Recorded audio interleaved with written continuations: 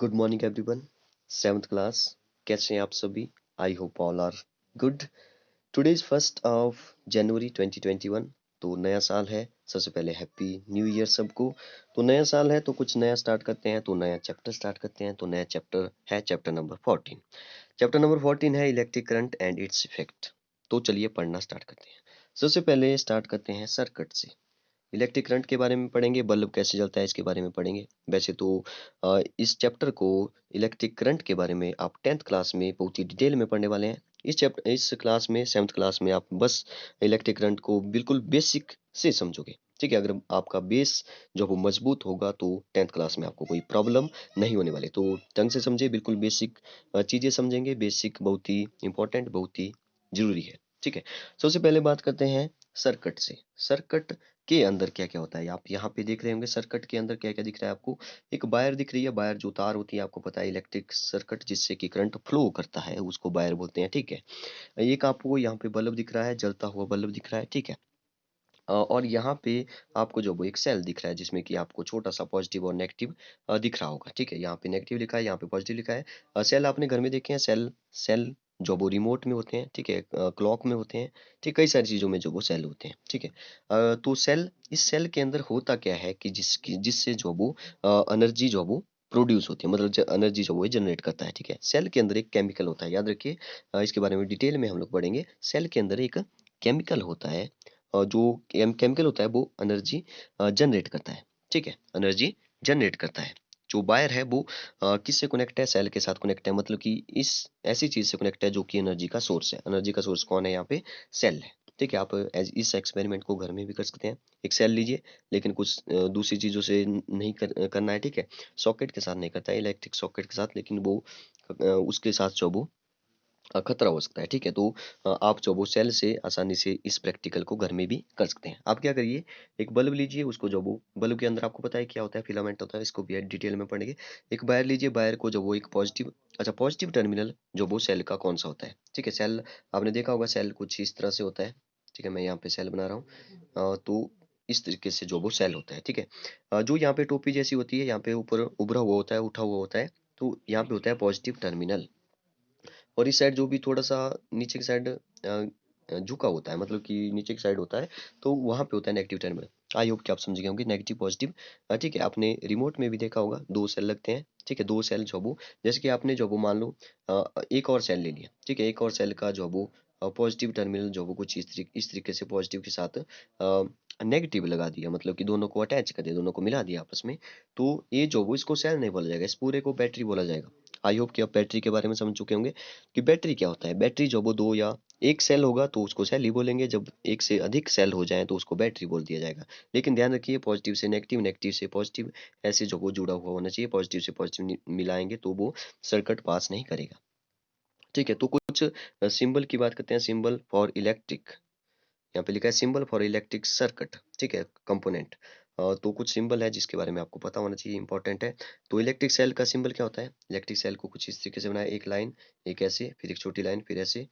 इसमें जो वो एक साइड पॉजिटिव होता है, एक साइड नेगेटिव होता है। कुछ इस तरीके से जो वो सेल का जो वो सिंबल होता है। सेल को अगर बनाना हो तो ऐसे ही आप उसको बनाएंगे। ठीक है, अब बैटरी की बात करते हैं। बैटरी मैंने आपको बता दिया कि जब दो सेल आपस में मिलेंगे तो बैटरी का सिंबल बन जाएगा। देखिए, ये जो वो एक सेल हुआ, ये जो वो एक सेल हुआ, ये पॉजिटिव है, ये नेगेटिव है। तो इसके साथ एक पॉजिटिव जोड़ देंगे, दूसरा सेल जोड़ देंगे, मतलब इसके साथ एक पॉजिटिव जोड़ देंगे और इस साइड नेगेटिव हो जाएगा। एक और जोड़ना हो तो एक और जोड़ सकते हैं ऐसे। तो ये जो सिंबल हो गया पूरा, ये हो गया बैटरी का सिंबल। ठीक है, बैटरी का सिंबल यहाँ पे बना है। बल्ब का आपको पता होना चाहिए, बल्ब ऐसे, मतलब कैसे करना है, ऐसे ऐसे ऐसे। इसको जो वो, मतलब जो भी यूज होता है बल्ब का सिंबल, वो कुछ इस तरह से ही होता है। ठीक है, आप इसको ध्यान से देख लें। Switch on.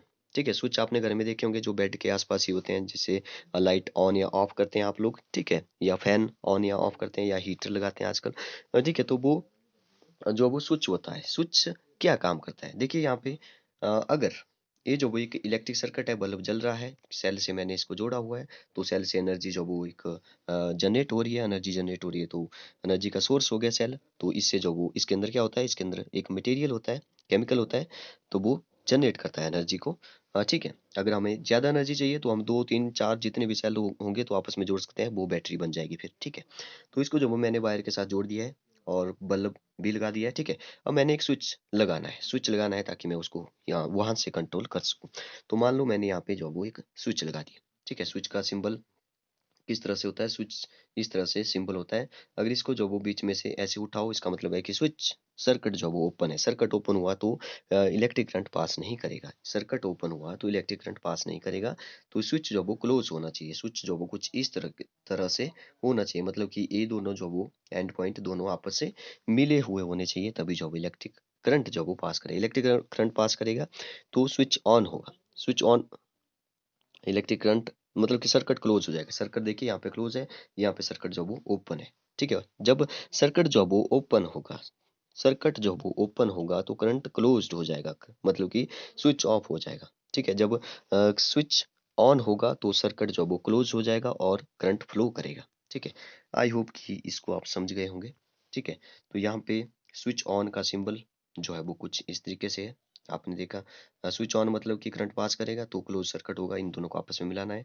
स्विच ऑफ मतलब ओपन सर्किट होगा, तो इसको थोड़ा सा ऊपर उठा के मतलब कि दोनों को आपस में मिलाना है। यहाँ पे जो वो बैटरी की डेफिनेशन लिखी है, इसको भी आप नोट कर लें अच्छे से। व्हेन पॉजिटिव टर्मिनल, ठीक है। मैंने बोला आपको कि दो सेल को आपस में जोड़िए, लेकिन पॉजिटिव से नेगेटिव जोड़िए, ठीक है। अच्छा, आपने रिमोट में देखा होगा, रिमोट में दो सेल आपस में ऐसे जुड़े होते हैं, ठीक है। दो सेल जो वो कुछ इस तरीके से होते हैं, लेकिन यहाँ पे ऊपर जो वो एक स्ट्रिप लगी होती है जो कि इस साइड का पॉजिटिव और इस साइड का नेगेटिव जोड़ती है। इसका मतलब ये हुआ कि आप जो वो सेल को किसी भी तरीके से जो वो आपस में जोड़ सकते हैं। अगर आप ऐसे रखना चाहते हैं वर्टिकली सबको ही, तो आप स्ट्रिप से जोड़िए उनको, लेकिन पॉजिटिव से नेगेटिव ऐसे जुड़ा हुआ होना चाहिए। इसका नेगेटिव, इसका पॉजिटिव, इसका नेगेटिव, ठीक है। ये जो यहाँ पे स्ट्रिप लगा दी मैंने, तो यहाँ पे ये इसको बोला जाएगा एक बैटरी। एक बैटरी का काम करेगा। अगर आपको ज़्यादा पावर चाहिए तो एक या दो, तीन, चार, जितने भी सेल आप यूज कर सकते हो उतने सेल यूज कर सकते हो। तो battery, when positive terminal of one cell is connected to the negative terminal of other cell such as combination is called battery। तो इस combination को क्या बोलते हैं, बैटरी बोलते हैं। आगे बात करते हैं स्विच, ठीक है। इसके बारे में हम लोग बात कर चुके हैं। फर्स्ट पॉइंट जैसे यहाँ पे लिखा है, switch can be placed everywhere. अब जो वो स्विच जो वो कहीं भी आप लगा सकते हैं। ऐसा नहीं है कि बल्ब के साथ में होना चाहिए, कहीं भी आप जो वो वायर के साथ जो वो स्विच को लगा सकते हैं। आप आपने देखा होगा कि ज़्यादातर जो वो बेड के आसपास ही स्विच होता है, तो आप जहाँ मर्जी स्विच को लगाइए। तो स्विच ऑन होगा तो करंट क्लोज होगा, स्विच ऑन होगा तो करंट क्लोज हो जाएगा। करंट क्लोज होगा तो तभी तो circuit current sorry circuit closed होगा तो करंट फ्लो करेगा, ठीक है। अगर स्विच ऑफ होगा तो सर्किट जो वो ओपन हो जाएगा, सर्किट ओपन होगा तो करंट क्लोज्ड हो जाएगा, ठीक है। अच्छा, थोड़ी सी बात करते हैं बल्ब पर, ठीक है। बल्ब आपने देखा होगा, बल्ब कैसा होता है, ठीक है। बल्ब जो वो कुछ इस तरह से होता है और ऐसे होता है, ठीक है। इसके अंदर एक फिलामेंट होता है, आपने देखा होगा। आप बोलते हैं कि बल्ब जो वो फ्यूज तो नहीं है, तो आप इस बीच वाली लाइन को देखते हैं, बीच वाले फिलामेंट को देखते हैं। अगर ये टूटा हुआ होगा तो आप लोग बोलते हैं कि बल्ब फ्यूज हुआ, ठीक है। आप ऐसे चेक कर सकते हो। अगर आप बल्ब खरीदने जा रहे हो तो इस फिलामेंट को देख लें। अगर ये फिलामेंट जो वो आपस में कनेक्ट है, तो इसका मतलब है कि करंट फ्लो कर रहा है। करंट फ्लो करेगा तो मतलब कि बल्ब जलेगा, ठीक है। बल्ब जलेगा मतलब कि फिलामेंट जब वो टूटा हुआ नहीं होना चाहिए। टूटा हुआ हुआ तो ये फ्यूज होगा, मतलब कि बल्ब नहीं जल पाएगा, ठीक है। तो बल्ब के अंदर ये फिलामेंट होता है। इस फिलामेंट से जो है वो हीट प्रोड्यूस होती है। इस फिलामेंट से जो वो हीट प्रोड्यूस होती है, ध्यान रखें। ये जो बीच में फिलामेंट होता है इस तरीके से, इससे जो वो हीट प्रोड्यूस होती है, और जो हीट प्रोड्यूस होती है इसी को बोलते हैं heating effect of electric current. Heating effect of electric current इसको बोलते हैं। इसके बारे में भी हम डिटेल में पढ़ेंगे, ठीक है।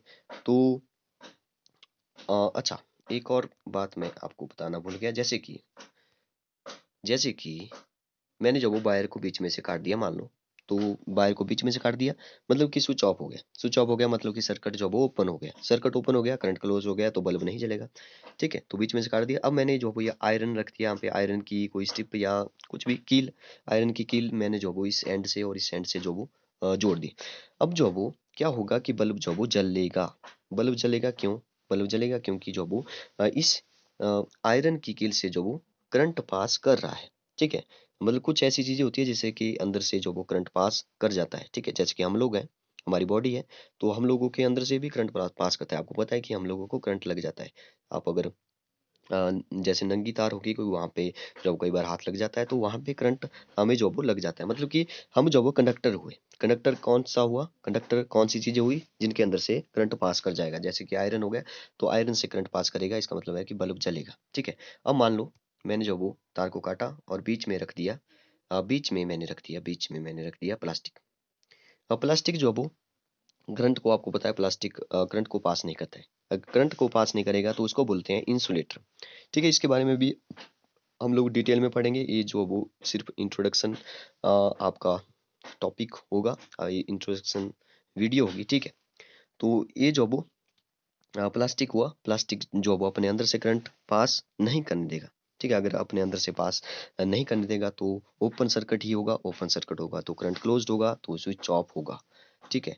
तो इसको बोलते हैं इंसुलेटर। इंसुलेटर वो चीजें होती है जिनके अंदर से करंट पास नहीं होता है। ठीक है। वैसे इस चैप्टर को आप 10th क्लास में भी डिटेल में पढ़ेंगे। ठीक है। 7th क्लास में बिल्कुल बेसिक चीजें पढ़ेंगे जो कि काफी इंपॉर्टेंट है आपके लिए। तो आज के लिए इतना ही काफ़ी है। आप जो भी यहाँ पे बना हुआ है इसको आप अच्छे से सिंबल को बना लें, डेफिनेशन लिख लें बैटरी की, और इन 2-3 पॉइंट्स को लिख लें ताकि आपको कोई डाउट ना रहे। Okay, thank you and have a nice day.